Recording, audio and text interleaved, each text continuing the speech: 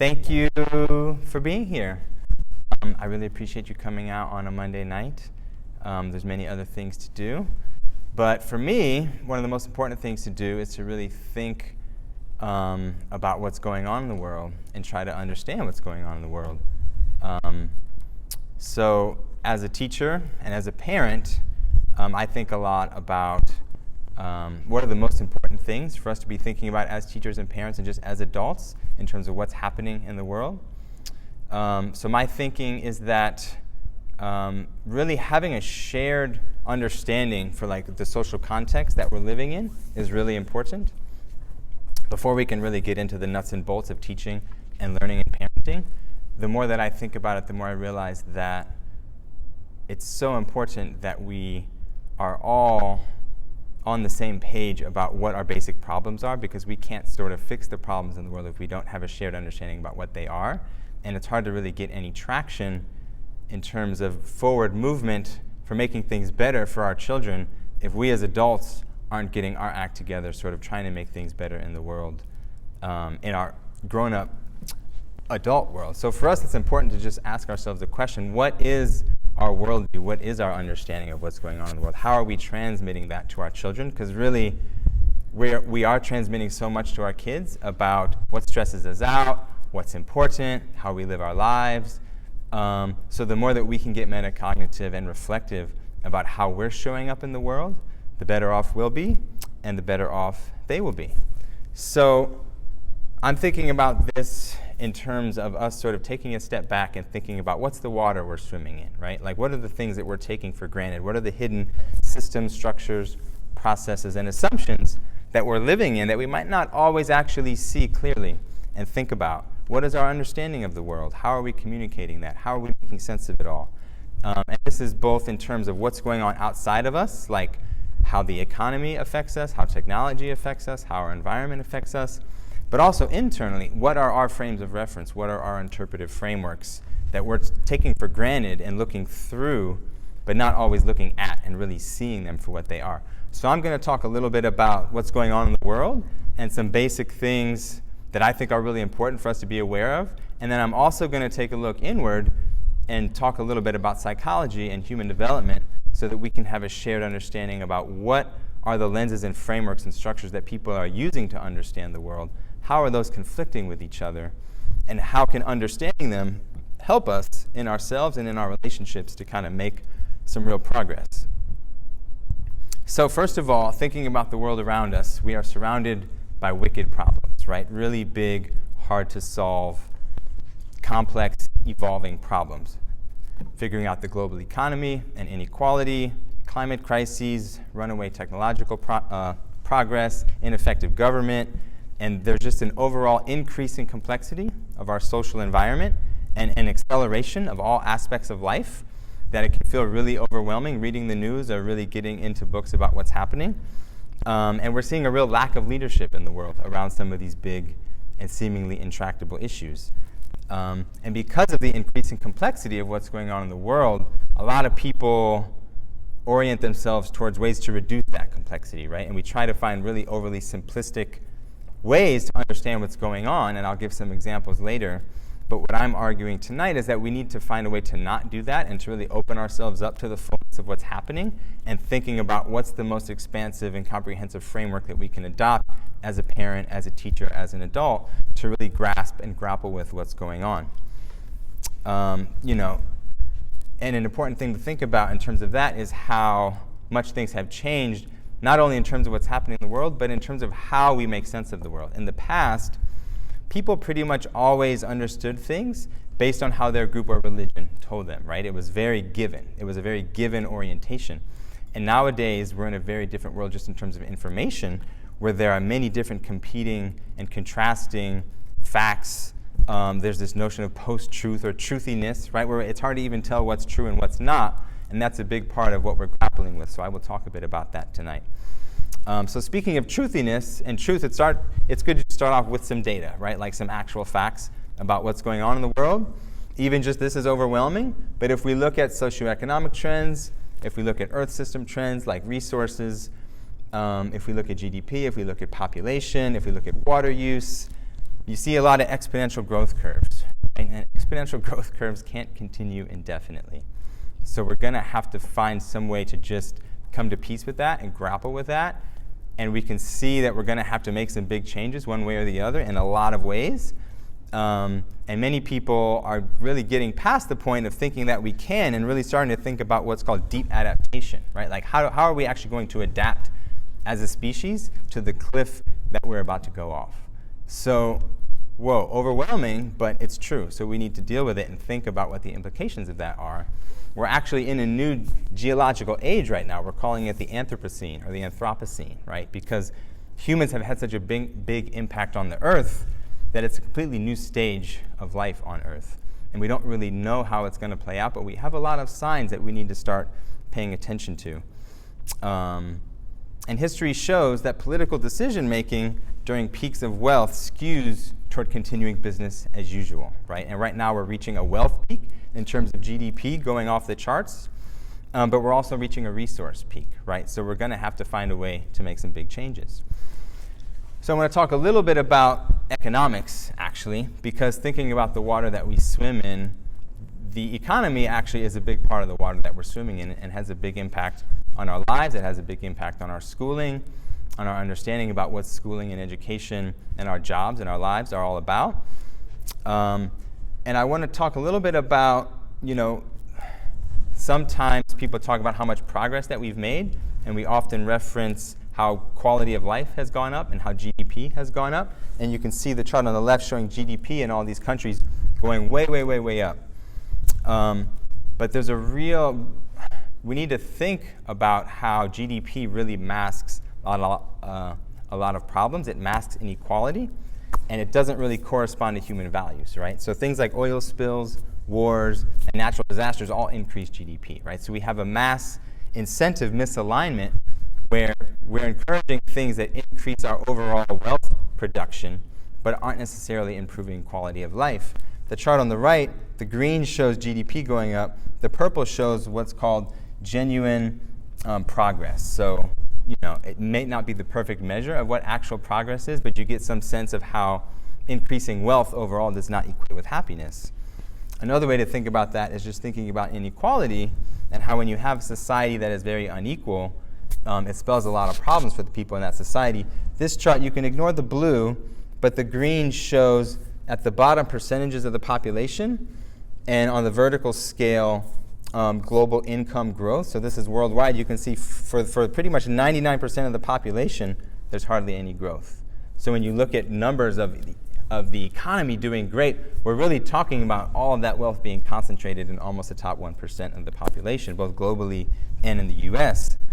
So just something that, again, we need to be aware of this. We need to find a way to grapple with this, because when you're living in a world with really extreme inequality, you're going to have lots of collateral damage. You're going to have lots of other problems manifesting in society. Just looking at the US, this is a chart showing the income share of the 1%. So you can see it went down in the 40s and 50s and 60s, but really from the 70s till now, inequality has increased. So we need to understand, again, of course, the system that we're living in, which is a capitalist society, is fundamentally monopolistic, right? And we needed something like New Deal socialism to actually balance it out. But as over the last 30, 40 years, we've had much more deregulation. We've had much more as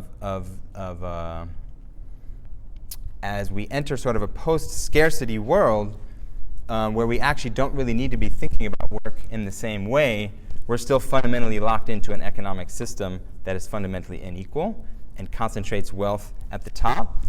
And if we allow the winners of the financial system to control how society functions, they're going to perpetuate things until it collapses. And that's actually what's happening. And we can actually look at history and see that there's many examples of this, right? So what we're seeing now is actually not unprecedented. There have been some cycles of wealth accumulation and collapse. It happened in the 16th century in Italy, in the 18th century with the Dutch and the British Empire, and actually everything that we're seeing in the last 30, 40 years with the United States is actually following the same cycle that those empires had in terms of having a process of the accumulation of state power and capital accumulation, and then the financialization of that capital, right, where we stop having increases in production, but we find ways to make money with money. But that becomes less stable, and as society destabilizes and others try to organize new systems to have their own growth, the empire collapses. So we're actually repeating that cycle that's happened many times. And we had a chance to sort of shift things. In 2008, we had a real wake-up call that the house of cards was going to collapse, but we avoided the worst outcomes of that and tried to prop the system up. But now we're facing an even more extreme collapse in the near future. So it's just something that as citizens we need to be aware of. Because signs are pointing to the fact that we're entering a phase shift, like a big social transformation is possible. And how we understand it is going to help determine whether or not it leads to something really negative or whether it leads to a new emergent system. So the basic idea here is just thinking about the past and the present and how economics shapes our reality and how we're all sort of playing this game. We're all sort of involved in this competitive game with winners and losers. And we're living as though that's the only game there is. It's the only game we know. But the game is driving socially corrosive inequality and environmental destruction. And you can see this with globalism and social unrest. You can see yellow vests in France. You can see increasing nationalism in Brazil, here, in Italy, throughout Europe. You can see lots of signs of things starting to shake and become unstable. And we feel this real dissonance in the world today because we feel like we've made so much progress. And from one perspective, we have made a lot of progress. But from another perspective, it feels like everything needs to change and everything's wrong. And we need better frameworks for understanding how to make sense of that. So that's kind of my intention for this evening. Because there's a disconnection between our ideals and our behavior, and we need to have socially an existential reorientation regarding what the meaning and purpose of our lives are. Just to hammer the point home in regard to capitalism, too, it's interesting, the stage we're going into now, where you can see in the past, what our economy has done is take things that exist and find ways to monetize them, right? So it took nature and monetized it as raw material or as property, right? And work, which is something people have always done, is monetized as labor. And now we're in this new iteration of what could be called surveillance capitalism, where actually our own private human experience is now a free source of raw material that can be translated into behavioral data, right? And that data of our experience online is actually being used in the financialization process, which is creating huge software conglomerates, right? So it's like we have to have some sense of what's going on and how we need to pivot.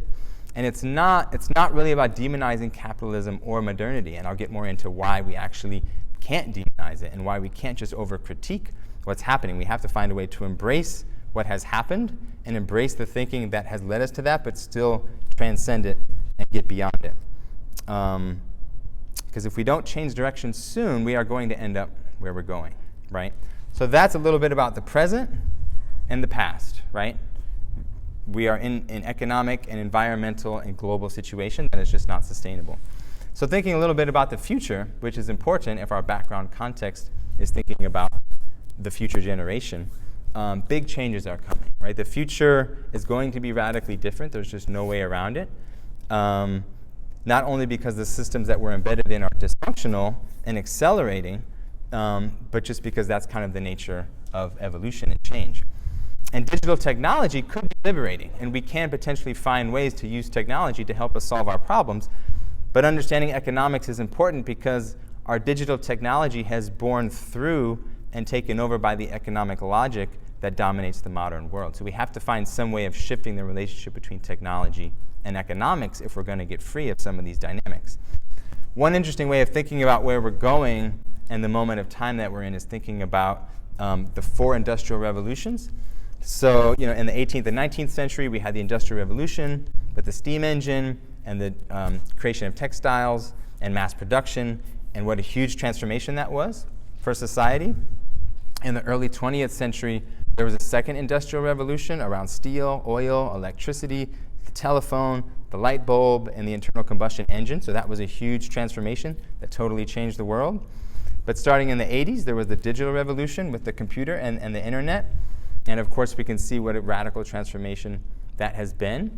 So one thing to realize is that what's happening now is we're actually entering a new phase. It's not just that anymore. It's not just computers and internet and how they've spread, but we're really entering what some people are calling a fourth revolution, which could end up being an even bigger revolution than the previous three, right? When we think about artificial intelligence, the Internet of Things, nanotechnology, quantum computing, 5G wireless, applied genetics, and genetic engineering, these revolutions could actually have a bigger impact on the world than the first industrial revolution. So that's the sort of scope and the scale of the changes that we're facing in really the next 10, 20 years, right? So we can't just keep acting like the world is going to continue as it is. We're facing really radical changes. And we need to think about how technological solutions require human and political maturity, right? So we're going to have to think about what constitutes human and political maturity. Because each tech advance that we've seen in the past has had huge benefits, but also huge downsides, right? So we've seen a lot of progress made, but we've also seen big downsides for every revolution that's happened.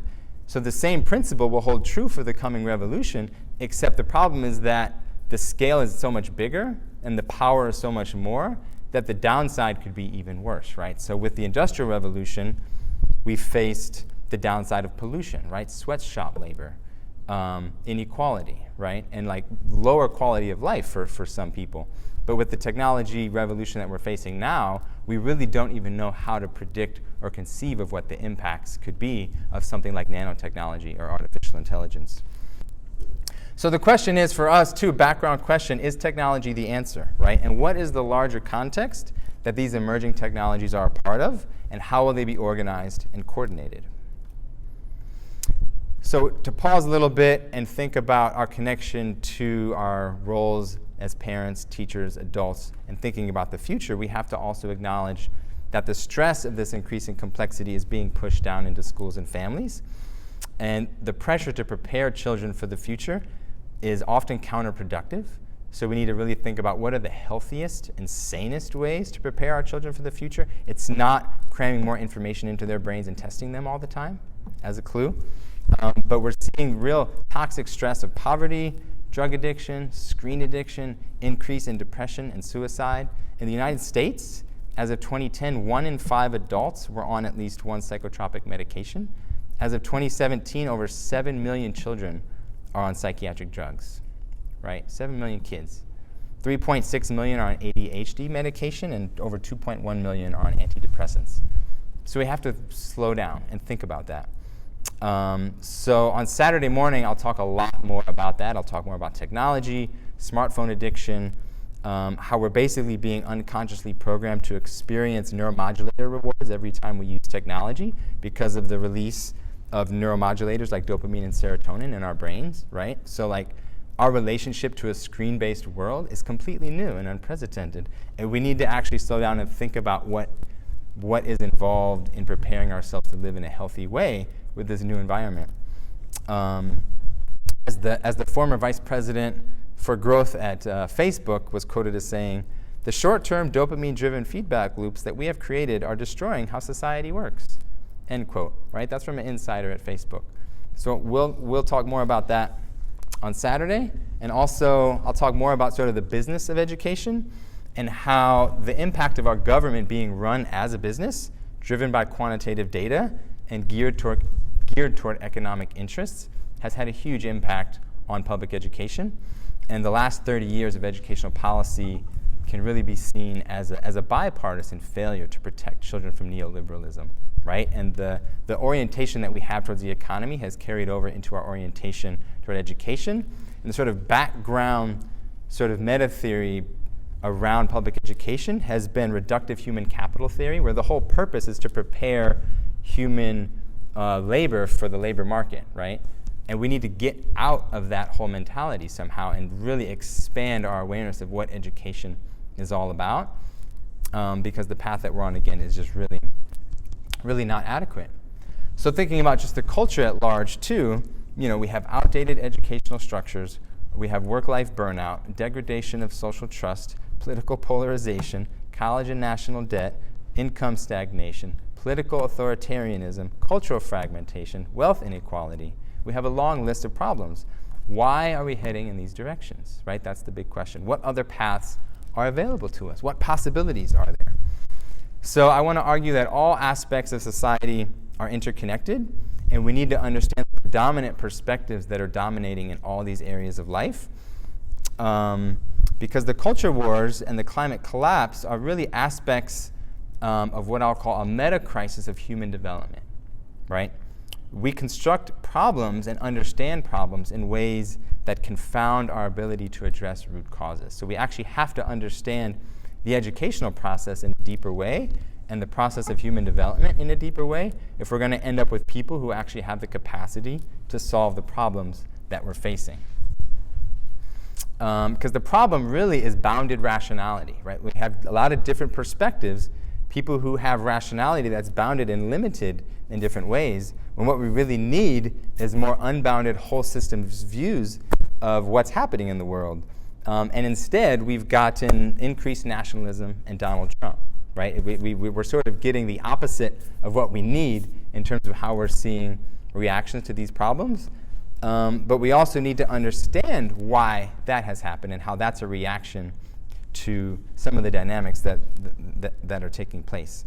So at the micro level and sort of the meso level of looking at the world, it can seem really chaotic and it can seem overwhelming. But when you take a step back and look at more of the macro level of what's going on, I think it is clear, and I think you can see that we're heading toward a really big phase transition as a society, and for the first time as a global society. And we desperately need coherent meta-theories that can help us make sense of everything. So I'm going to try to present one now that sort of frames what's happening in a way that can still leave us some sliver of hope and some notion of like where we can actually go that would be brighter and maybe turning a corner or maybe getting beyond, maybe when we get to the cliff, we can figure out a new way to build a bridge, right? Or we can figure out a new way to fly. We don't have to actually just go off the cliff. But it is staring us at the face pretty much at this point. So I'd like to suggest we take a step back, right? Take a step back. And if we're thinking about economics and the climate crises and technology sort of as the water that we're swimming in, the question would be, what is the ecosystem in which that water exists, right? What is the even broader context? What is the evolutionary context that shapes our world? So I'm going to argue that we really need to think in particular ways about evolution and about the trajectory and the directionality that everything is moving in so that we can start to see some patterns and start to see some possibilities for where we're going. Because life, I'm going to argue too, is not random. What's happening in evolution is much more than modification with descent.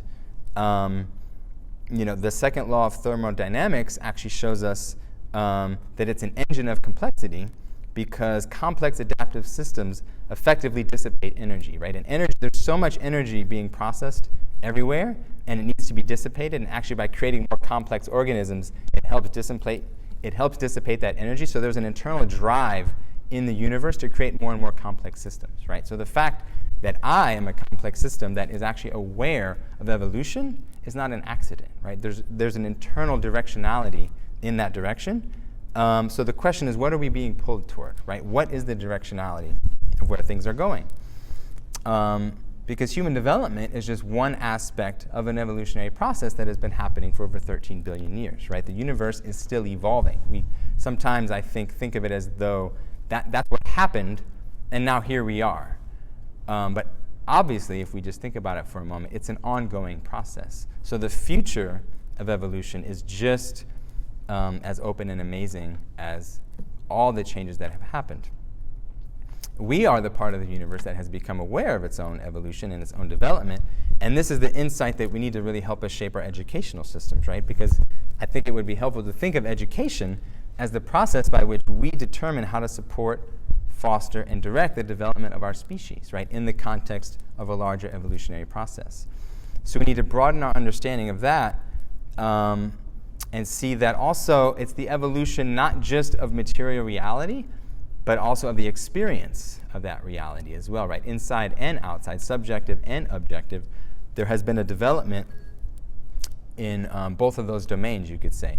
So the directionality that we can see, if we look at it from a certain angle, is toward increasing complexity, but also increasing consciousness, right? So what are the implications of an increase in consciousness as manifested through our species? What can that look like? And how can our continuing to develop and become more conscious help to address the problems that we're facing at this very crucial moment in time? So this potentially could be our big human story, right? There's so many fractured narratives out there. There's so many perspectives that are holding different parts of the story and that are in competition with each other. And it's so hard to really have any sort of consensus, even in a small group of people, around what is the shared story of our humanity, of my tribe, of your tribe, of my country, of my race, of my identity and your identity. And I think it would really behoove us all to find ways to access this bigger story of our shared common evolutionary ancestry, so that we can find meaning and purpose in our lives in a way that's kind of that we all have access to and that we all have a part in. So, with that in mind, a big question is, what are the relationships between evolution and human development, right? How do we see human development sort of as a fractal subset of what's going on in this bigger evolutionary context? And what are our potentials as adults to keep growing? There are many ways to think about human development. There are domain-specific theories that are about certain kinds of intelligence or certain kinds of experience, and there are global theories that really talk about the overall development of human beings. The model of Piaget is one of the most well-known ones, looking at cognitive development, right, from sensory motor to pre-operational to concrete operational to formal operational. And we see that these seem to be somewhat universal stages or structures. They can be broken down different ways, but there's something quasi-universal going on here. It's important to name that all theories are dependent on particular methodologies and models. So there is no be-all, end-all explanation or model of human development. There is not a sort of myth of the given where it's like, this is the way it is, and this map or this model or this explanation explains it for once and for all. So that's not what I'm claiming tonight. I'm actually going to pull together many different models of development so that we can see how they kind of overlap, how they rhyme, how they harmonize. But every time you create a methodology or an assessment, you're going to enact data that maps onto reality in a slightly different way. And what we see is that there's many different ways to do that. There's many different assessments, many different tests, many different theoretical models to kind of hold the reality that is human development. And the way that they overlap and make sense of each other is what is important to see, right? So we're not focusing on any particular theory of human development. Rather, we're trying to open up a space of meta theory where our overall, at this point in time, accumulated wisdom around human development can start to become clear and become better understood by more people. Because the more conscious we become, the better our models are going to get, right? The more we develop, the more we'll understand development. And the more sophisticated our relationship will come to the fact that they're just models and the map is not the territory, right? And to not get stuck into something like eugenics or something that really goes toward really naive, simplistic, power-driven orientations to assess other people, right? We're not talking about different kinds of people. We're talking about available perspectives, right? Perspectives that are available to everyone. You could think of them as frequencies or wavelengths or structures or shared resonance, but they're spaces of subjectivity, spaces of experience that are potentially accessible by all people, but there are many layered reasons why certain people experience reality in certain ways and why there are overlap more between some people and other people, right? It's a big, complex thing to try to understand, but it doesn't take away the fact that there are these pretty universal structures and commonalities, and we can see even when we really understand someone, we can see that we're sharing some aspect of our perspective with them, right? Even though there's lots of discord and dissonance and disagreement in the world, there is also lots of mutual understanding. So we kind of want to explain how and why that can be. But I just want to emphasize, you can't really reduce personhood or any person or what it means to be a person to any developmental model or any level of complexity. So I don't want to fall into that. But with that said, we want to avoid developmental blindness, right? We actually need to acknowledge development if we're going to make sense of anything. It's part of what I'm arguing. So we don't want to deny it, but we also don't want to overemphasize it. But one way to think about human development is in terms of cognitive complexity, right? So here's images of two models, Kurt Fisher out of Harvard and Michael Commons also out of Harvard, who sort of look at cognitive complexity in different ways. And the model on the right is the model of hierarchical complexity, where a stage is an equilibrium of behavior. It's a form of behavior within a range of complexity in relation to an environment, right? So it's a way of capturing the range of complexity that someone is relating to the environment through. And each stage coordinates the actions of the previous stage, right? So you would go from, in the movement from concrete to abstract to formal to systematic to metasystematic, you would go from constructing stories of concrete facts to then being able to find abstract variables in those stories, to then finding formal relationships between those variables, to then finding systems of relationships, to finding common properties in systems, to then developing paradigms that actually explain the principles of relationships in different systems, right? So it just keeps getting more and more complex, and it transcends and includes. So it is a hierarchy. It is a growth hierarchy. It's a natural growth hierarchy where, by definition, one way of interpreting reality is more than another way of interpreting reality. And there's reasons why it's kind of hard to acknowledge that, because it's hard not to jump to a hierarchy of people, but we have to find to work our way through the challenges of that, because the explanatory power of understanding human development is so helpful when we're actually trying to get a grip on these big social problems. Because really, we all in the background have some sort of metaphysical framework, right? We all have a cognitive conceptual architecture. We're all philosophers, right? Some are just better than others. And to help more people kind of move through this progression and get more complex in their thinking and understanding the impediments to that, I'm arguing is one of the most important things that we need to be thinking about as a society, because right now we just don't have enough people thinking deeply and complexly enough about world problems to actually solve them. Another way of thinking about this, Robert Keegan, also a developmental psychologist out of Harvard, he's done a lot of work talking about how most of us are in over our heads, which is the title of a great book of his. And he also talks about what he calls the development gap, which is just another way of saying that the demands of society are outpacing our developmental maturity, right? There's a gap between what's demanded of us and what we're able to do. And there's so many examples as we go through life of being in environments and situations where we just don't have the capacity to really do what's being asked of us.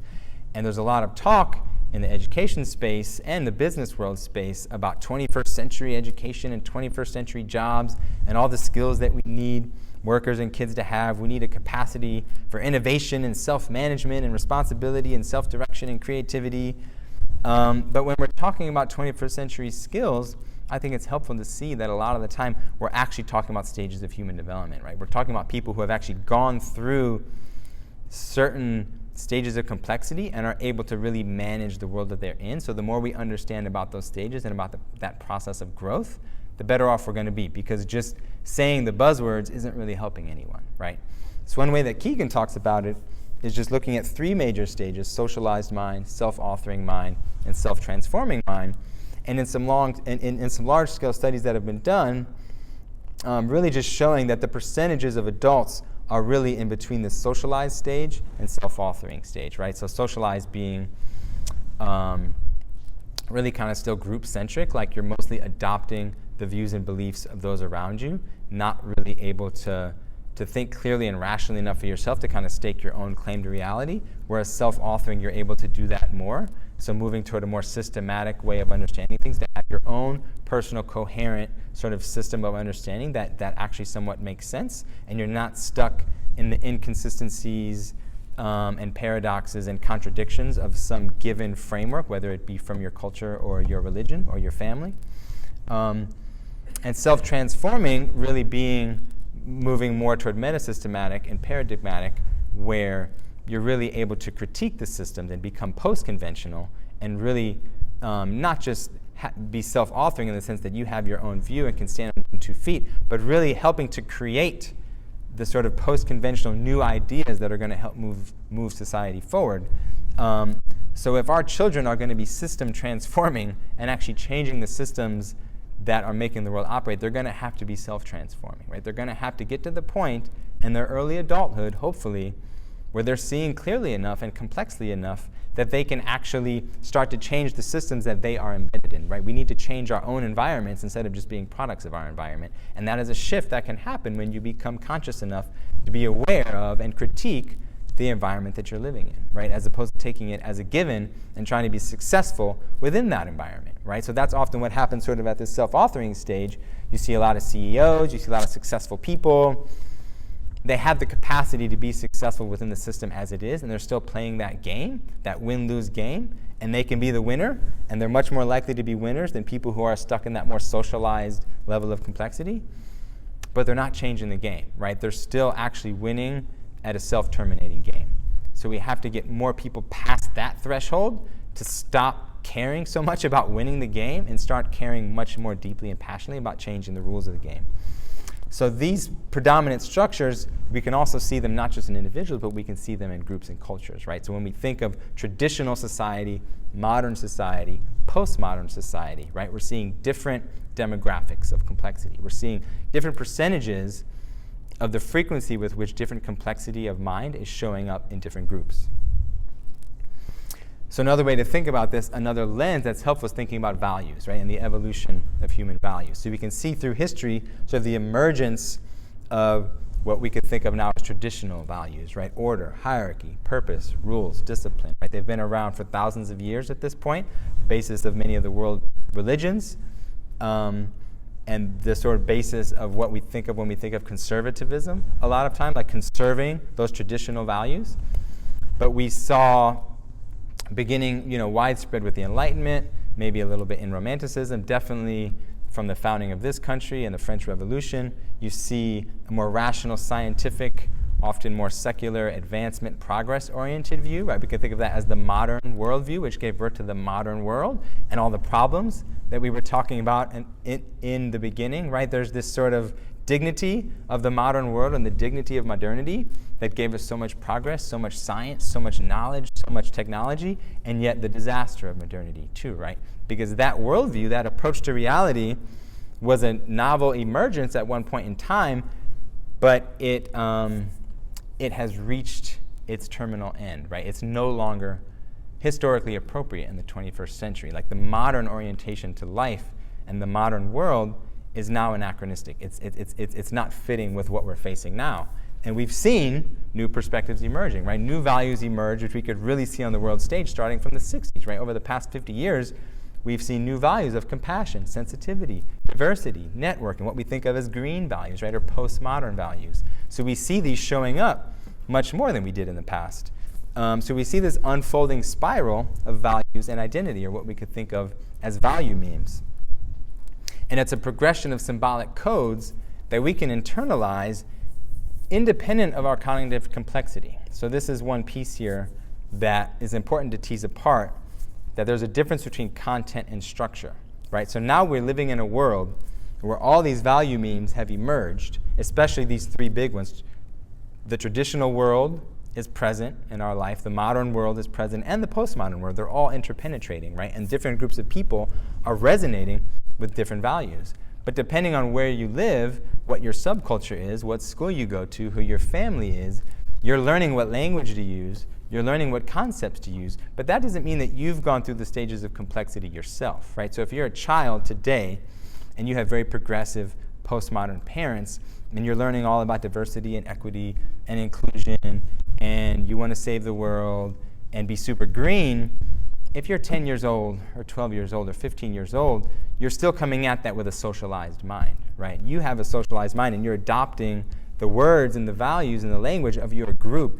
You haven't actually gone through the stage of being self-authoring and actually seeing that clearly for yourself, not to mention getting to the point where you can critique that family or that group or that school in a sort of healthy and adaptive and emergent way, right? So we still have to find a way to decouple just the values that people express and how complexly they're actually living in the world, because we need to be focused on moving people through stages of complexity and not just playing the right language games, not just sounding a certain way, when actually you could stagnate and kind of get stuck in a socialized mentality if you're in a group that you never really come to see the downsides of or learn how to criticize. So that's something that we can talk more to when we're thinking about education and child development and schools, how to help kids through those stages.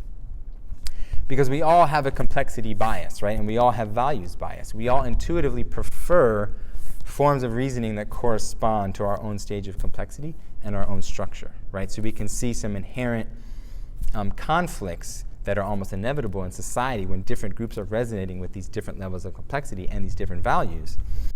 And every perspective sees difference differently, right? So when you're in a traditional structure, it's more ethnocentric, more group-centric. So it's more in-group, out-group, us versus them kind of dynamics. And you see difference more as bad or as other. And that's the root of a lot of problems. From a more modern perspective, you might see difference more in terms of individuality, like I'm just an individual, and differences play out in society based on merit. So you might buy into meritocracy, right, and think that, well, everyone's just an individual. I am who I am. I'm this self-authoring person who kind of does what they want, and other people are too, and we're all playing this game when there's winners and losers, and things play out differently, and so what? You should have worked harder. You could have done better, right? That's a sort of common orientation or framework or frequency that people operate from. Or from a more postmodern perspective, you see difference as a result of oppression or injustice or power dynamics, right? So you see difference as bad in a different way. It's unfair, right? And everything has an explanation for why things are the way they are and why there's this lack of equality, but it's explained because of external factors, because you're starting to actually see more of those external factors operating in society, which is a great insight, but you can often lose sight of the insights of prior structures. The philosopher Heinz E. Franacht calls this time the great stretching out, where we have this great stretching out of different values. And really, for the first time in human history, we have all these different values bumping up against each other and living with each other, when that just wasn't the case in the past. Throughout human history, there was not that much diversity in terms of values and complexity within your tribe or your group or even your country, right? And it's really not since the 60s that we even see this sort of postmodern emergence that's causing a lot of social dissonance and fragmentation. So these are some of the bigger picture dynamics that we need to start seeing and objectifying and making sense of. Because so much of what we perceive and what we understand and what we believe is influenced by the underlying structures and stories about reality, right? And over time, some people bump up against those stories and start to question things and discover new clarity that resists assimilation into the old story, right? And that's how we get new stories, and we need to keep doing that. We need to keep doing that and deconstruct the old stories that we've been given so that we can build new ones, new stories that are more appropriate to the 21st century and the kind of problems that we're facing. So there's this principle here that I want to talk about too, of transcend and include as opposed to transcend and repress, right? So as we've seen these value structures emerge over time, we've seen repression historically on a grand scale, right? And denial of the value of other perspectives on a grand scale, right? So modern science and the emergence of modernity completely failed to include a lot of the good things about religious structures and indigenous wisdom, right? Like there are other perspectives that already existed, but when the sort of modern scientific worldview emerged, it just dominated to such a degree that it was hard to find examples of really healthfully integrating indigenous perspective, traditional perspectives, and modern perspectives all together, right? It's a hard thing to do as an individual, and it seems to be even harder to do collectively, but we're starting to see the negative outcomes of not doing that. And similarly with postmodernism, what we're seeing is that many people who enter into that sort of postmodern, socially critical stage fail to appreciate modern progress, right? We actually fail to really understand the importance of rugged individualism and the importance of scientific progress and actually finding ways to integrate the good and the bad. So one of the benefits of moving beyond the postmodern frame, which is part of what I want to get to, because I think a lot of people who are even going to be drawn to a talk like this, and a lot of people who are living in the world today and thinking about these things are probably resonating more often than not with a postmodern frame and that sort of level of complexity more than a traditional or modern frame. But we need to start to see the inherent contradictions in the postmodern frame and start to think about and realize what could be beyond that, like what's next. And one of the aspects of getting beyond that postmodern frame is actually being able to develop a coherent meta-theory and narrative that can hold the truths of different perspectives while orienting us toward a shared purpose, right, and a meaning for life, which is hard to do from a postmodern frame because you're so able to criticize and critique and deconstruct and see the problems with everything that it's hard to really hold that there is the possibility of an actual meta-narrative or frame that can actually hold it all together. And you feel like you can't do that anymore because if I do that, I'm just some young white guy doing that, right? And that totally distances me from any notion of truth or validity. We've got to find a way to get beyond that and not let our limited identities and our limited stories keep us from accessing our larger identities and our larger stories. So complexity, values, and culture are the things that we need to understand a little bit about how they're developing. And we need to understand that human development is the meta-crisis of our time, right? It's not the climate, it's not the economics, it's not technology. Those things are real, and we need to make changes in those areas. But the only way to do that is to get more people who actually can grapple with those things from a higher degree of complexity.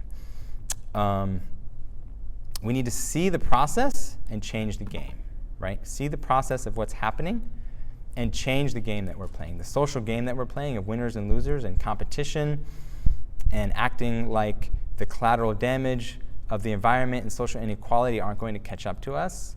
We need to be able to see through that and see through the process that got us there clearly enough that we can fundamentally stand firmly in a place where we're committed to not playing that game anymore and not letting our kids play that game anymore and not raising our kids to be successful in that game anymore. And it's about seeing everyone and everything as part of an emergent process, right, of unfolding perspectives and the seeing relationships between those perspectives and our environments. We must attend to the health of the entire spectrum. We have to understand that people are going to always be at different stages. You can't just demand that everyone be seeing things from the same point of view. It's more about understanding the whole process, how to meet everyone from birth to old age, where they're at, and hold their view in a larger context, and not perpetuate binary us versus them dynamics, right? So before I bring this to a close, I want to talk a little bit about two sort of cultural manifestations or two sort of sticking points that I'm seeing in our culture right now, and hopefully pull some lessons from them given the context that we've talked about. Because there are different perspectives, there's going to be tensions and conflict, right? We can see that in the world. Because of what I call the great stretching out, there is this stretching out and this collision of different worldviews, different values, and different perspectives. We can see this clearly in conservatives versus progressives, right? And that went from being sort of traditional versus modern perspectives. When we think over the past couple hundred years, even in the shift from like the monarchy to democracy, there was like a really strong traditional view and then this new modern, liberal, more secular view that was actually holding that progressive binary.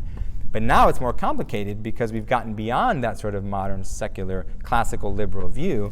And now when we think of conservatism, it's like this mix between traditional and modern, right? Like there's different kinds of conservatives. There's your social conservatives, there's your fiscal conservatives. And when you think of progressives, some are holding that more modern, like blue dog Democrat maybe kind of view. And some are much more postmodern, much more critical, much more interested in cultural revolution and things like that. So these binary political choices aren't really adequately reflecting these differences in perspective. But what we can see in a lot of people is that there's a strong desire for clarity, right? There's a desire to have clear authority and psychological security and identity validation, right? Because people, it's just too much. Like all the complexity, all the different perspectives, all the fighting and the different ways of making sense of things, it's just overwhelming. And there's a sort of tendency to regress and to sort of come back to like what is like most safe for you. And I think that explains in a large part what's happening with the emergence of somebody like Donald Trump and sort of having a strong figure and just the increase in nationalism worldwide. Like people need to regress to that sort of safe place where like things make sense again. And it also explains different emergences like the popularity of people like Jordan Peterson and this sort of larger network of intellectuals who are gaining great notoriety online right now, which are being referred to as the intellectual dark web. And what they're really bringing to the cultural space is a critique of postmodern sense-making, right? So it's not just a critique that fits in to your typical tried and true standard conservative, like social values, like make America great again view. Like, it's not that at all. It's people who are trying to find a new space in this culture where it's like they don't have to buy into that and they don't have to regress that far to make sense of the world, but they also really do not identify with the sort of multicultural relativism equity frame either that they're seeing postmoderns as. So they're interested in really defending Western culture, defending modernism, defending modernity, getting back to either or clarity, right? Like on the issue of gender, like nobody's going to tell me that it's not just men and women. Like, that's clear and that makes sense to me, and I can explain why that makes sense, and I'm going to hold that ground, right? As a person who's not buying into any of the language games that they're seeing in mainstream media, right? Defending classical individualism, individual rights. And someone like Jordan Peterson, who's got millions and millions and millions of followers and views on YouTube, he actually refers to equity, diversity, and inclusivity as an evil trinity, right? Like, he sees these things as really socially corrosive, but he's also being lauded as one of the most sophisticated thinkers of our time, right? And one of the biggest public intellectuals of our time. And trying to really clarify things like equality of opportunity versus equality of outcome, and really criticizing, postmodernity and postmoderns and liberals and progressives as really being hyper-focused on equality of outcomes, as though everyone should just be the same, and though you can't be different and you can't be an individual anymore. And really spending a lot of time tearing down caricatures of politically correct thought police, where you always have to say the right thing and you can't offend anyone. We have stories of comedians who are scared to even perform on college campuses now, right? Because the green progressives are so PC that you can't even tell a joke anymore. And people are really having a strong reaction to this, really criticizing hard Marxism and socialism and identity politics and hypersensitivity. And this is an important sort of cultural emergence that we need to find a way to make sense of. And there's a partial truth here that is important for green, postmodern liberals to really see, which is kind of hard to see, but it's important to really see that there is this sort of regressive left, right? There's this overly PC, overly focused on everyone saying the right thing at the right time and not really allowing free discourse and exchange of ideas and really meeting people where they're at, because there is this spectrum and there is this diversity of perspective. And if everyone feels like they always have to only say certain things and not say other things, we're actually not fostering their growth through the stages.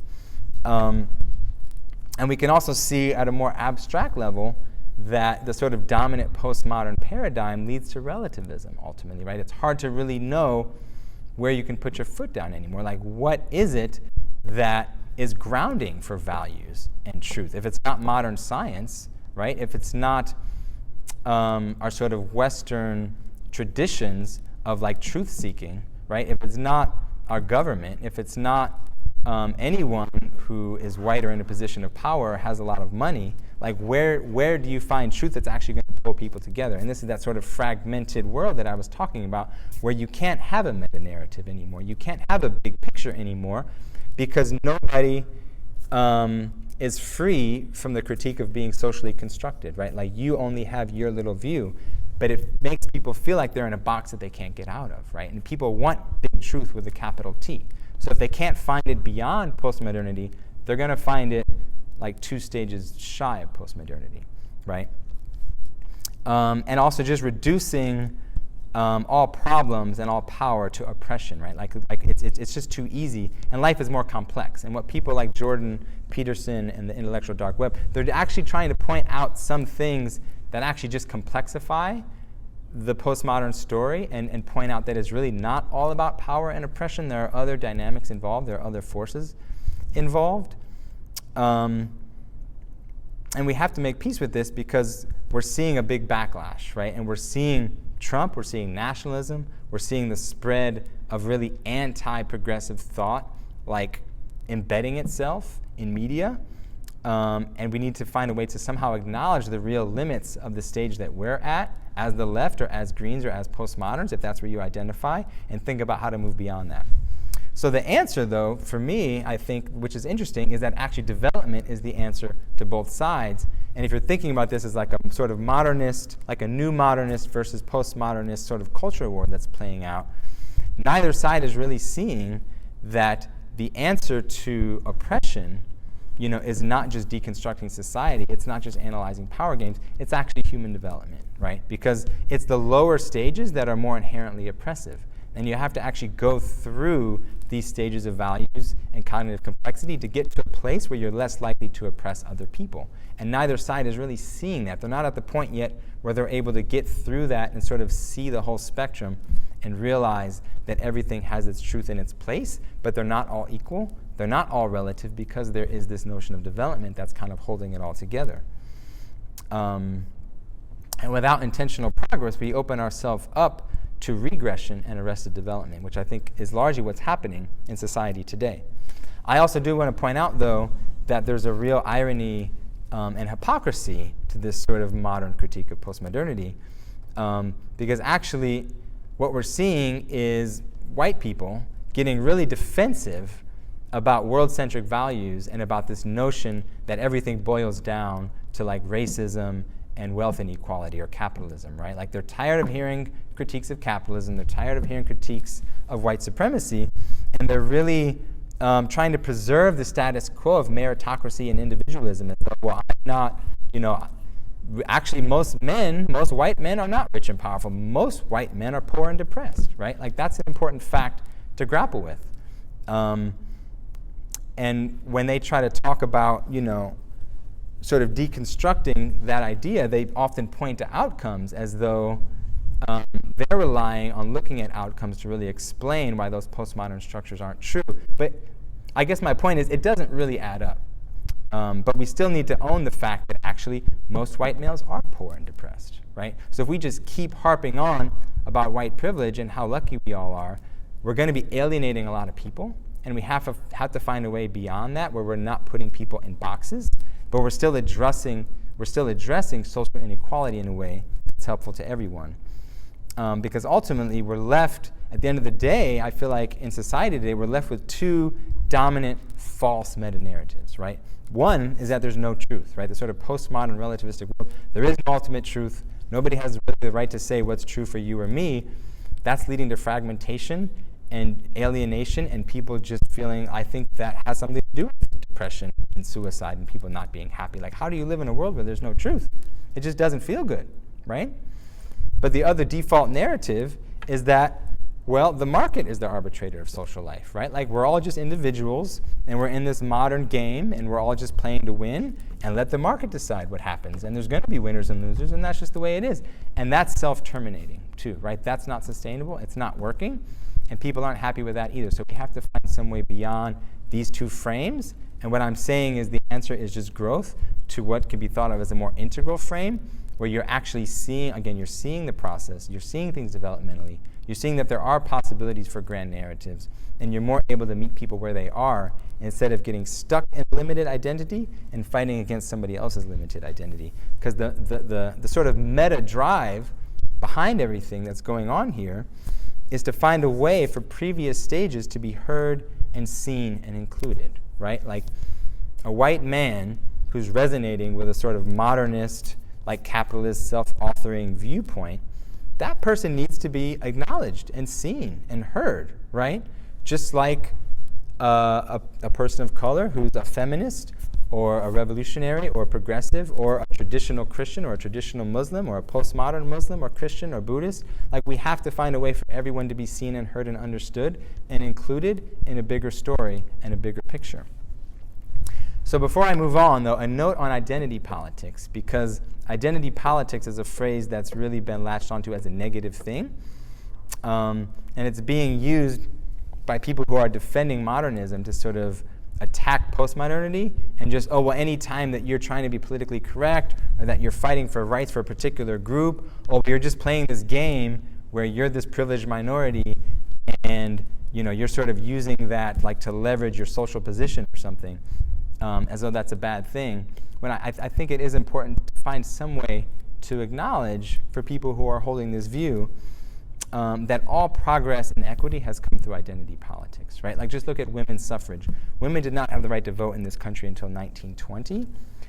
Women of color could not vote in this country until 1964 with the Voting Rights Act, right? I mean, we literally were in a situation where white men held all the political power. So that's not saying that all white men are happy or all white men are rich or all white men are powerful. It's saying that literally we had a power imbalance based on identity. And we need to find a way to own that and acknowledge that.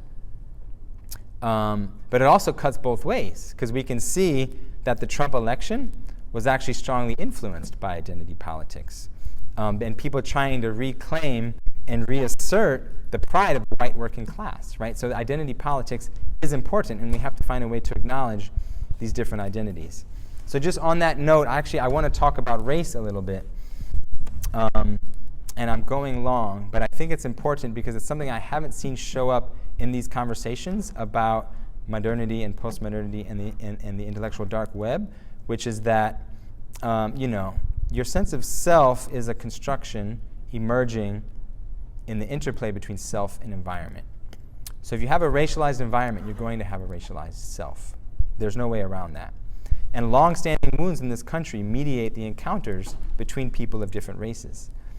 So race is a social construction, but it is embodied and it's embedded in our senses of self and our relationship with others. And we need to find a way to own the fact that white people do see themselves as superior. Like there's just no way out of it. Part of the water that we're swimming in as people of the United States is racist water, right? And it's water where white people are dominant in the media, they're dominant in government, and there's just no way out of it. So for people who are holding this sort of more modern, independent, individualist view, we have to find a way to penetrate that and get to the fact that it's not about being a bad person. And this is actually the holdup for a lot of people. And I mention it because it's something that holds us up in our development is when we get defensive and we contract. And the reality is that everyone is prejudiced, right? Everyone enacts discrimination. You just cannot avoid it. It's just the nature of who we are as social beings, whether overtly or subtly. And segregation of people has an impact in terms of what our prejudices are and how we discriminate. And a denial of this is a developmental blind spot, right? So we have to start to see the ways that we are influenced by our society and by social structures to be able to have any hope of transcending the limits of those social structures. So I would just like to argue quickly that this sort of anti-postmodern trend that we're seeing in society is actually a manifestation of white fragility, where white people really aren't able to really face racism because we've learned to associate racism with badness and being bad, that any hint that we're racist makes us defend ourselves, right? Because it causes an incongruence between how we like to think of ourselves as good, moral, upright, independent citizens versus this really bad, terrible thing of racism, right? We have to find a way to get beyond that and see that it's not really just about good and bad. It's about really natural tendencies that emerge in different people, and how it just so happens that in this country, those biases and those prejudices and that discrimination were encoded in law for a very long time. It's actually only through identity politics that we've started to improve laws to make them less racially biased. And if we can't just own that on a wider scale, then we're going to have a really hard time getting through these overall developmental thresholds that we need to get through to have a more expansive sense of self, to have a more expansive mind that can really start to address the world problems and not contract into a limited identity. I had more to say there, but I'll move on. Just to kind of summarize and give a sense of where we're moving forward. Seeing these stages, I think, is important. So getting a sense of what constitutes modernity, what constitutes postmodernity, and then what could constitute what's next, right? And how do we live into and breathe into and think into what could start to resolve some of these issues, right? So if we say that the major three problems of modernity are environmental destruction, inequality, and alienation, and if we see postmodernity not really as a resolution of those problems, but really just as a naming and critique of those problems, but didn't really solve them, then some people are thinking about what would metamodernity be, right, or postmodernity. And really, metamodernity is just what society could look like if we actually resolve these problems, right? Like, what would it mean to really resolve the problems of modernity? and to actually respond to the critiques of postmodernity in a way that's healthy and just better for everyone. So it's grounded in multi-perspectivism and developmentalism and non-judgment, right? So understanding different perspectives are valid, but it's not relative, it's developmental. And therefore, we actually ease back on our judgment of other people because we're all part of the same process. We're all on the same path. We're just at different parts of it. So it's taking postmodern insights of contextualism and constructivism, but acknowledging that some contexts are universal and you actually can say things that are true that apply to almost everyone. And just because the context of the knower is an intrinsic aspect of knowing doesn't mean there's no truth. It just means there's more or less truth based on context. It also means getting beyond irony and cynicism to a newfound sort of sincerity and like really caring again, where it's not cool to just deconstruct and criticize everything. And that's where we need to help our children and our teenagers get to and our young adults get to. Like, just because you've been taught language games that allow you to see problems and critique things, how do you get to a new stage of sincerity where you care so much you're actually going to work toward making things better and playing a different game? So this notion of the listening society is a book that I highly recommend, and it's really a way of fleshing out sort of how do we create a society where people are heard and seen in a way that addresses not just their material needs, but also their psychological and emotional needs, right? How do we actually create social structures that foster the development of the people in that society so that there's a positive feedback loop between the individuals who are shaping society and the society that's shaping individuals? And we start to see some of the ways that modern society and postmodern society does not facilitate that growth, and we start to make tweaks and adjustments to actually be just a more healthful, developmentally oriented social structure, and seeing that actually individual development is not itself good enough. Like, we actually need political philosophy, and we need postmodern meta theory, and we need sort of structures for engagement in business and economics and politics to actually put some of these things in place so that we can have what he calls sort of a welfare state 2.0, right? Like, we need to actually create a state that's not just about meeting people's material needs, but actually, again, meeting people's psychological and emotional needs. And there's a lot of other people doing good work. These are all books that I would recommend because we need new ideas about what it means to be good and to do good in a meta-modern world, right? The complexity of the world also leads to the complexity of ethics. Like, it's just hard to be a good person nowadays. We're all engaged in compromised consumerism, right? Like, think about Whole Foods / Amazon, right? It's a great example of the dignity and the disaster of the modern world. Like, it's awesome. I can get any book I want in 2 days. I can go into Whole Foods and just be surrounded by a Shangri-La of organic foods. Like, I'm living better than kings and queens lived 300 years ago. It's totally incredible. And I have so much appreciation and gratitude for just the amazingness of the world that I'm living in. And it's a travesty. Like, go inside of an Amazon factory and it's not awesome anymore, right? Look at the environmental impacts of these systems of production that we have. It's actually just not okay. It's a self-terminating system. So how do we hold both of those things at the same time, right? How are our kids going to learn to hold both of those things at the same time? There's so many things that we could point to as good, but really creating the conditions for healthy emergence of the next generation is kind of the good that underlies all other goods. So that's kind of where I'm getting to, which is why in my next talk on Saturday, I'm just going to talk really about parenting and education and how we sort of, what's the work that we need to do and what are the things that we need to be thinking about to be planting those seeds and creating fertile ground and fertile environments for our seeds to grow into healthy, developed humans. Another thing that I want to point out is that when we think about the future and where we need to go as a species and the higher stages of complexity in human living, there is no predetermined truth or answer, right? It's not like some stage theory can just tell us what's next and how that's going to look and how it's going to sound. What we actually are finding when we do studies of people who are at pretty complex levels of thinking is that because when you become more conscious, you actually start to have more awareness of the experience of your own limits, and you're more context aware, like you're aware of how your context limits your perspective, and you're construct aware, meaning you're aware that you're actually creatively creating thoughts. They're not just objectively true.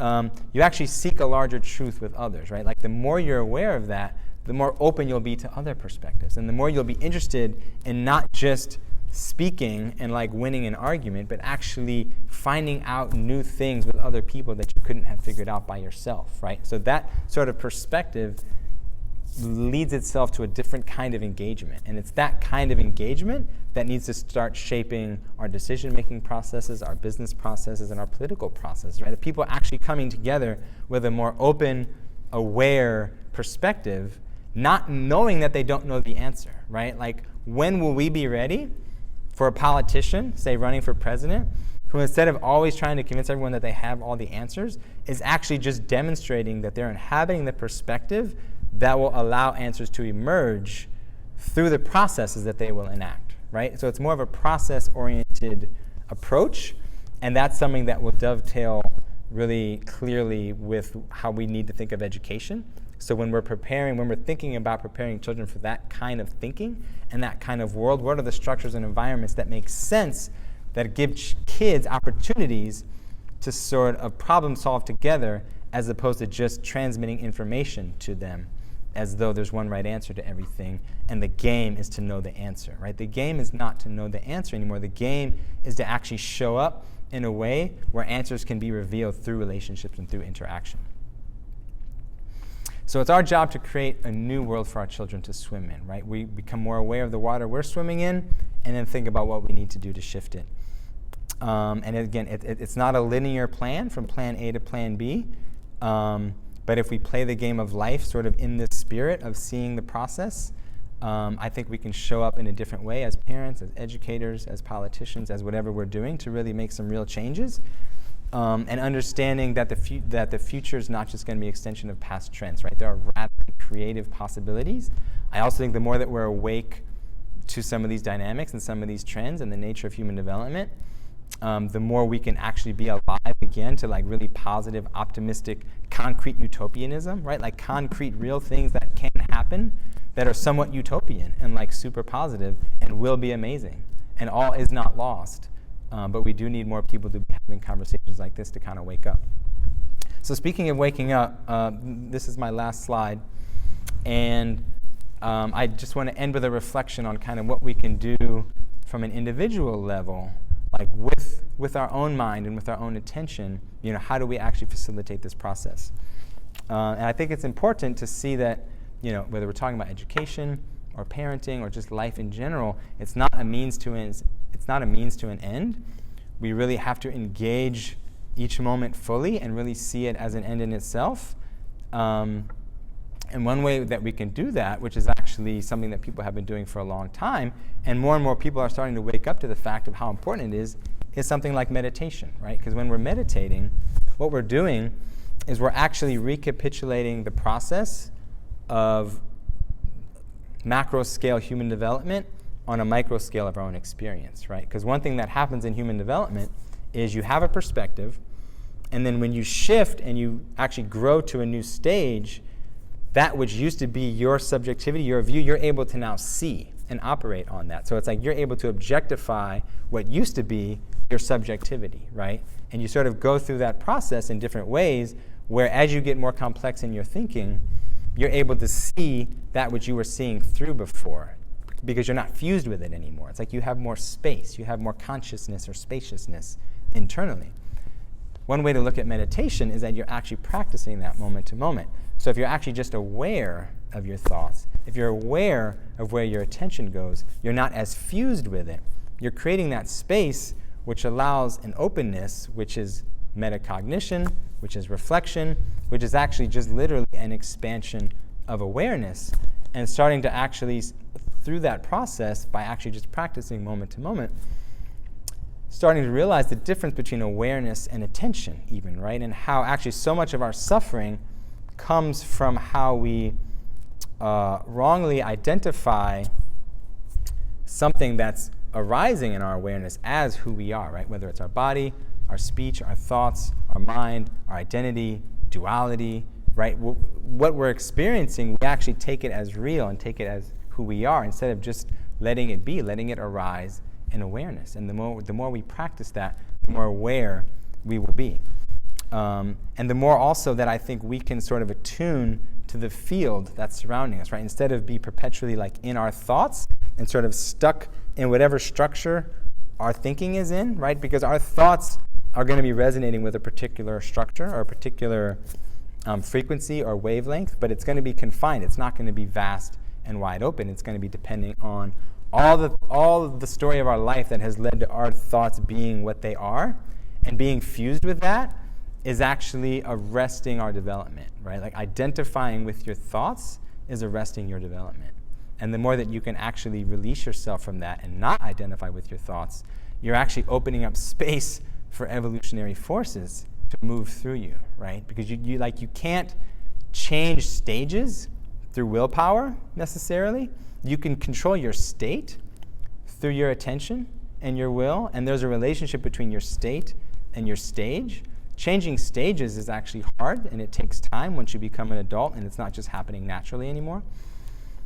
But there's a relationship between your state and your stage. So the more that you can stay in a state of open awareness, not fused with your thoughts, the more you're actually allowing the forces that are moving evolution everywhere to kind of move through you, because you're not locked in and contracted on a particular sense of self. If you can sort of relax your sense of self and stay open, you're more likely to grow at a faster rate, right? And we see that in studies over time of regular meditators, and how as adults, it's one of the only ways to consistently and predictably actually grow in stages is to spend a lot of time in altered states or more aware, relaxed states. So I'll give that as a plug for really taking that seriously, and taking sort of your own psychological and spiritual development seriously, because that's really the best thing that you can do for your kids, for everyone around you, and for yourself. So with that, I'd love to have some questions. I realized that it was a lot, and it's actually only part one, believe it or not. So maybe I'll see you and hopefully a lot of other folks for part two on Saturday. And if you want to find me, you can find me on Facebook or Twitter. I tweet. I'm not really on there, but I post things to there. Like if I find an article related to education or parenting or society, I'll just post it. And if you want to support my work, you can visit my Patreon page, where I have links to different projects that I'm working on, writing, speaking, and stuff like that. So I'd love to hear from you. And also, if you're interested, you can give me your email address. I can send you a video of the talk and also let you know about future events, because I'm going to try to keep busy moving forward. Right? Got to practice what I preach and do what I can to keep things moving forward. So thank you so much for your time and attention. I know you had a question earlier. It's probably been covered up by 50 others by now. You were talking about this being the fourth revolution, and I was wondering whether the lack of cohesion we have now, the lack of social and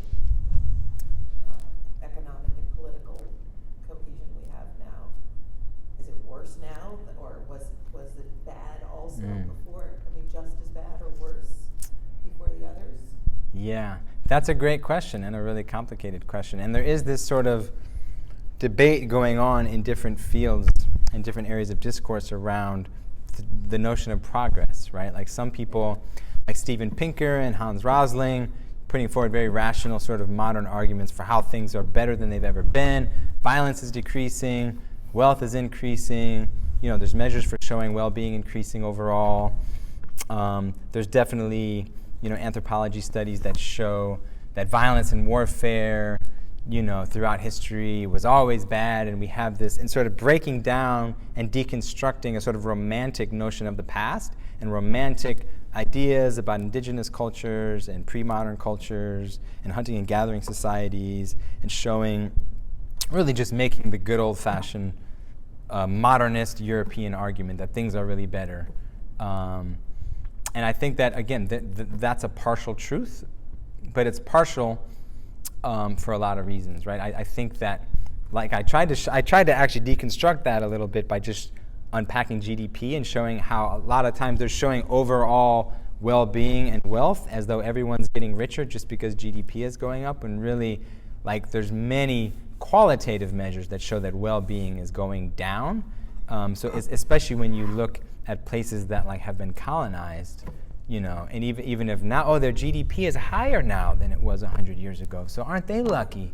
It's like, wow, like you really shouldn't be making that argument from that point of view, because to me it seems really clear that a lot of people's well-being has gone down just in terms of your actual experience of life.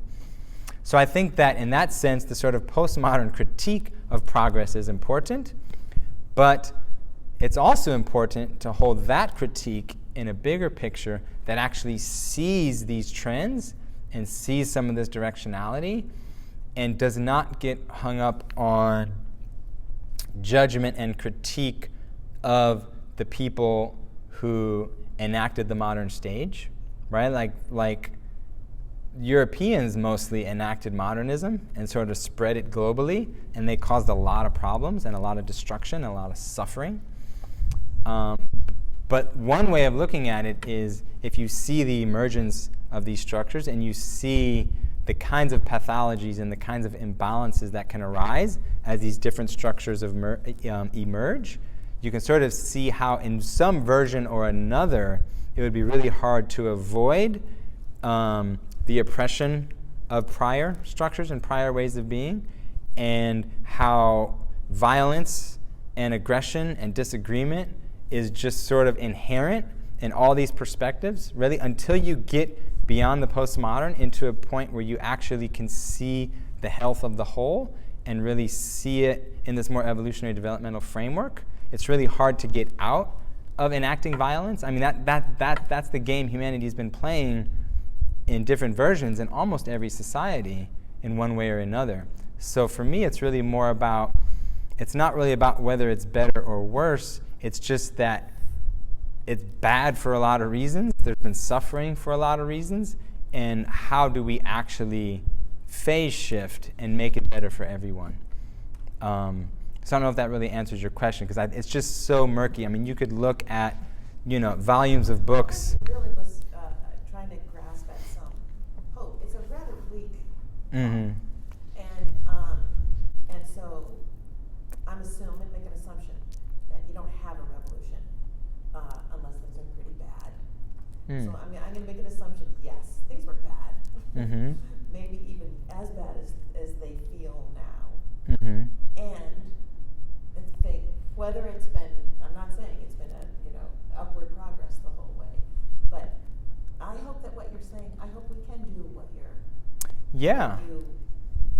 hope. Yeah, I mean, the way that I see it as when you look at just the first part of what we were talking about, right? Like up to here, it feels heavy and it feels overwhelming and it feels so stressful, but that's kind of the point, is that, what perspective do we need to enact to kind of reframe that so that we can see actually positive potential. And I do think that there is tremendous positive potential. And what I was trying to get to with the second half of the talk is really some very well-researched, really widely supported reasons to actually support that there's a lot of evidence that there are human capacities at which we can solve some of these problems, but the percentages are changing, is the thing. So there's also data, relevant data to this conversation is trying to answer the question, well, first of all, how are rates changing, right, of those percentages? And at what percentage do you really see widespread change?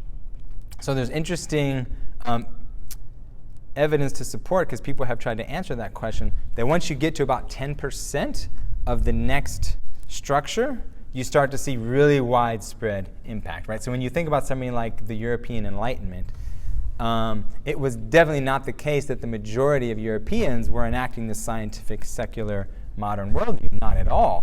It's more like 5 to 10%, right? If that, right? Even thinking about the founding of this country and like your typical settler or colonist versus like the people who actually wrote the Constitution. Like you're talking about much more advanced thinking that's actually having a huge impact on society.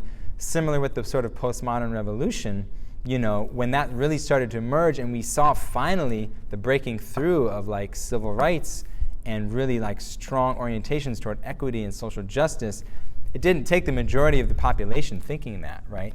But it's because there's such an inherent evolutionary power to these new emergent frames, it actually only takes like 5 or 10% of people to start to have a big impact.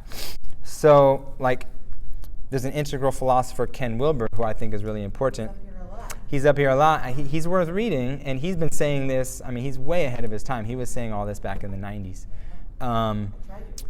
But it's worth the effort, because really, you know, he's been trying to point to this too, and seeing the emergence of the postmodern and calling it integral, and or second tier following spiral dynamics, where there really is not just these different stages, but what they started to see as they started to see people who were like showing up in postmodern ways, they started to see that actually that difference was like, in some ways, it registered as a substantively bigger difference than even the difference from modern to postmodern or traditional to modern, because it's when it really all starts to click together and you're able to actually integrate these prior structures and these prior perspectives in a way that none of the prior structures or perspectives can do, right? So that's why it's called, like, all the prior structures in spiral dynamics, they refer to those as the first tier, and then everything beyond postmodern, beyond green, and there's several stages beyond green, is second tier or maybe third tier, depending on what model. But it's a big jump, according to some theorists. So, and we're seeing larger percentages of people becoming in their own selves, whether they've read these books or not, postmodern in their thinking, integral in their thinking. So the theory would be that if you could get, 5 to 10% of the population in any society, but even better globally, actually operating from that structure, from that perspective, the impact would penetrate politics, it would penetrate law, it would penetrate media, because it would be, like switching to the language of complex systems, it would be a sort of attractor where, throughout history you have this pull forward. Like, it's just hard to deny if you really see the scope of it, and how once something emerges, it becomes this attractor point for more people, especially for the next generation, right? Like, because postmodernity emerged over the last 50 years, now it's so much more prevalent amongst young people, right? Like, now for a lot of young people, through mainstream media, like, that's why you get the conservative complaint all the time that the media is so biased, right? Because you're seeing these seeds of postmodernity planted everywhere, right? And kids are swimming in that water. They're swimming in a water of diversity and equity and inclusion and multiculturalism, where even though a lot of the practices and things happening in society don't match up to those values at all, those are still the values that are permeating their social world, right? So if we can get to the point where integral values are permeating our social world, that will have an impact on my daughter and our children, hopefully, right? And then the question is a timing one, right? Like, how's it going to work out in terms of, even if we acknowledge something like that process is happening, and that there is this potential for really crossing thresholds of problem solving and sort of creating new social games that are more healthy and enlivening and sustainable, are we going to make it in time? Yeah, and what kinds of catastrophes and crises are we going to have to live through first? Nobody knows that. Yeah. So at one point you said that intentionally acknowledging this development curve is like a stagnating or regressing. But isn't this just going to happen naturally? 5% you just mentioned, and it's just going to happen. So it may seem like we are regressing at the moment, and it's almost like this amplification of just this, people, it's like aren't developing as much as others, but people are like, oh no, you're not developing. Like you said, when you call them racist, Yeah. or defensive, like actually said you're not developed enough to be part of our society or part of this curve. It's the future. It's like Yes. it's really negative. So Yes. isn't it better just to like let it naturally occur instead of acknowledging it and like intentionally trying to shift the entire country? Great question. I wanted to try to kind of nuance that and answer that more at the end when I started talking about meditation, because the answer is yes, but it's still those who have the ears to hear, let them hear. Like, even giving a talk like this, anybody who's seeing what I'm saying and resonating with it as potentially true, it can be transformative in itself. So for people who are already living in that postmodern space and that sort of metasystematic level of complexity, being exposed to the next level up, or research from the next level up, that's integral or postmodern or meta-modern or developmental, it can be psychoactive, right? Like even like listening to a talk like this or reading the books that I'm showing up there, for people who are ready for that developmentally, that can be a huge catalyst for lots of things to really start to click, and it can change the way you show up in the world. And then there's stages of that, right? So like going from, some people come across these books and these ideas in their 20s, and they get really excited, and it's like make a lot of mistakes in terms of trying to talk to their family members and friends about it, and it falls flat, and it just causes tension. It's not really helping anyone, right? So I think that there's a timing thing of sort of like they say, when a student is ready, the teacher appears, right? Like some people who are ripe for this kind of perspective and who are ready to actually embrace a coherent meta theory about reality, it's important for those people to be exposed to it because it really can be transformative. But in terms of skillful means and how to actually relate to others, it's much more about what I was getting to at the end in terms of thinking about how complexity actually shows up in groups. It shows up through listening, right? It shows up through trying to create a listening society where everyone is honored, where you are meeting people where they're at, and then actually in your moment-to-moment experience, what I was trying to say at the end is that it's one mistake that I can make in trying to share these ideas is implying that like we need to think more or something. We just need to really like think our way out of this. And ironically, that's actually the opposite of what we need to do. We need to actually drop our sort of limited identity wherever it is, and all the thinking that just kind of goes on in our heads. Part of our own personal process is actually ever expanding and ever letting that go. And the way you show up for people in that space is just to be more present and more accepting and more loving and more compassionate and more understanding, because you have all this operating in the background. It doesn't have to be foreground. It doesn't have to be articulated. It doesn't have to be said, right? This is why I have to give a talk like this, because I'm not going around saying this in my day-to-day life all the time, right? I'm just trying to love people, right? I mean, I spend my days with 3, 4, and 5-year-olds and teachers and just trying to be as fully present for them as I can, right? And that's, for me, enacting the reality of like a paradigmatic or multi-paradigmatic viewpoint, right? And like a postmodern realization of the kind of world that I want to give birth to. It's actually going to show up in that sort of heart-based way. And there's more to be said about really how to embody complexity in an embodied way and other kinds of pitfalls that we face, especially as Westerners and as people who are just, like modernity and postmodernity are the water that we're swimming in, and it's just a lot of thinking, and it's a lot of disembodied people in their heads all the time, and that's actually what we need to get out of. And this movement toward mindfulness and meditation, even though it's becoming kind of swallowed up by materialist consumerism, is still a good thing, I think. But there's almost no limit to how deep you can go once you start on that path. So I think what you said is totally true. But it has to do with skillful means, and it has to do with having the conversation that's going to be most meaningful for the person that you're with. So your comment about just the 5 to 10% again, and all the negative emotion and everything, as bad as things seem right now, do you feel like this is going to accelerate the steeper curve as far as progress on this development path? Because it's essentially opening 50% of world or the country or something of this, just observing this negative lack of progress. They're basically observing this, and they're probably going to, as they recognize it, be like, I'm better than this. I'm taking myself to the next level. Yeah. I think a lot of people, even way more than 5 to 10%. Yeah, I think that's a real possibility. And again, there's an upside and a downside to that. I think that the closer we get to the cliff, and maybe by the process of going off the cliff in terms of economic collapse, climate collapse, that will be an impetus for evolution, for sure. Right before that happens?